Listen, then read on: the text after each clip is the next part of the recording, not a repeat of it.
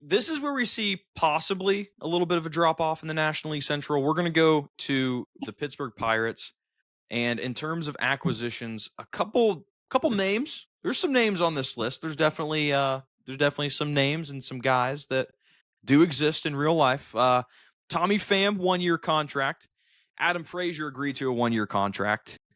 I believe McCutchen got an extension. He re-signed a new contract, which is 1 year. And that's huge if you're, Reds fans. We've done it with Joey Votto before. Just having a guy come back like that is huge.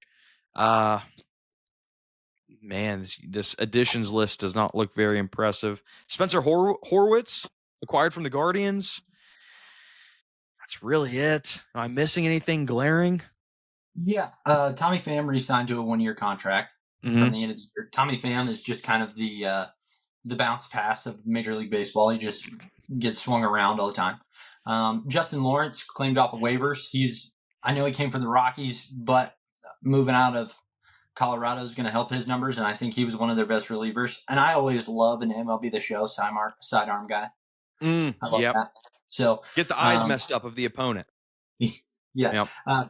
Tim Mesa to a 1-year contract, relief pitcher. He's nothing to scoff at. Caleb Ferguson, former Yankee, nothing to scoff at. Even though he was for the Yankees, it seems like some guys that don't have it in New York, they move on, they do decently. And then another former Yankee, Adam Frazier, top prospect back in the day. Who knows? Maybe he could have one of those years at age 33, 34. Who knows? Hey, yeah, it could happen. I'm not going to rule it out. Losses, Brian De La Cruz, he was pretty good for the Marlins. Did not do very well for the Pirates at the end of the year. Connor Joe got non-tendered. He's no longer with the team. Yasmani Grandal, Aroldis Chapman, went to the Red Sox, but he became a free agent after his time at Pittsburgh. Luis Ortiz, he was in that rotation for a little bit, and really looks like that's it for the losses. So, did I see this correctly? Rowdy Tellez, hitting coach for the Pirates? Hitting coach?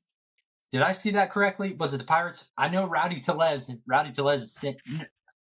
or maybe it was Danny Burgers. Daniel Berger's still playing. It says Rowdy Tellez, Seattle Mariners first baseman. Rowdy Tellez? Rowdy Tellez, that's ESPN. Rowdy Tellez, Seattle Mariners first baseman. Check me Danny Burgers. I think he got signed somewhere to be a hitting coach. Danny Burgers? I guess I was thinking Jake Berger when you said that. Oh yeah. Daniel Vogelback. Oh, okay. I didn't know that was his nickname. Okay. Yeah, Danny Burgers. Danny Burgers. I learned something new. Give me some news here. Danny coach. Yeah. Daniel Vogelback is now a coach for the Pittsburgh Pirates, joining the Pirates hitting coach staff. That's what confused me. Rowdy Tellez got cut by the Pirates, like 2 plate appearances short of like a bonus last year. Oh yes, that was my confusion. They cut Rowdy Tellez and they signed Big Danny Burgers, baby.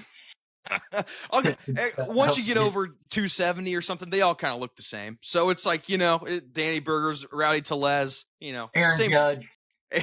Well, he looks a little different. It looks a little bit different on 6'8". Yeah. Let's look at this Pirates lineup. Actually, let's talk about the Pirates last year first. They finished last place in the division, 76 and 86. Offensively, very bad. 24th in runs, 25th in home runs. Everything starts with a 20 except for stolen bases where they were 16th. Starting pitchers, 15th in ERA, 18th in WHIP.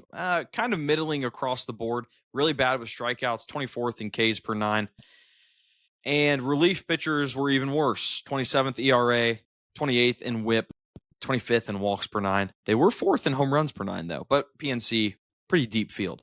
Starting lineup for the Pittsburgh Pirates this year, we got Tommy Pham, Brian Reynolds, O'Neal Cruz, Andrew McCutchen, Joey Bart, DJ Stewart, Nick Gonzalez, Ke'Bryan Hayes, IKF. Before we get into pitchers, Seth, thoughts on that lineup?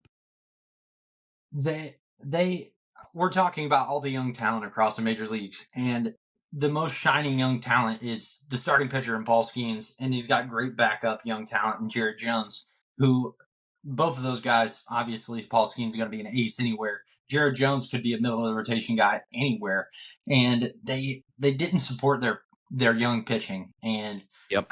Even outside of their young pitching, they have decent, not necessarily rookies that are pretty good as well. And they didn't go get those bats. And for the past 2 years, don't worry, we'll go out and sign those bats. We'll support our pitching staff. We'll support these guys.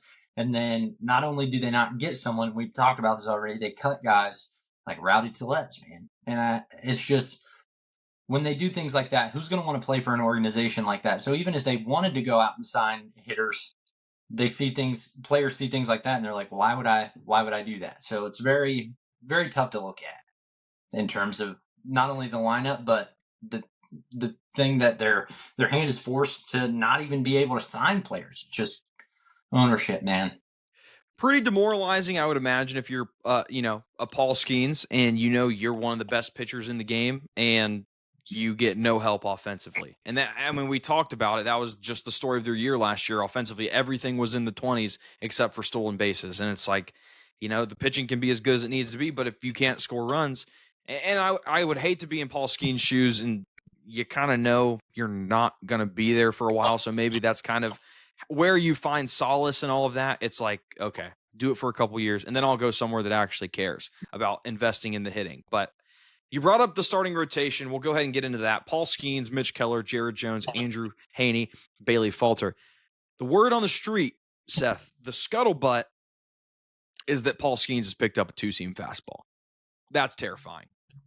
That is absolutely terrifying for anybody playing baseball in the National League Central. The good news is he only pitches once a week.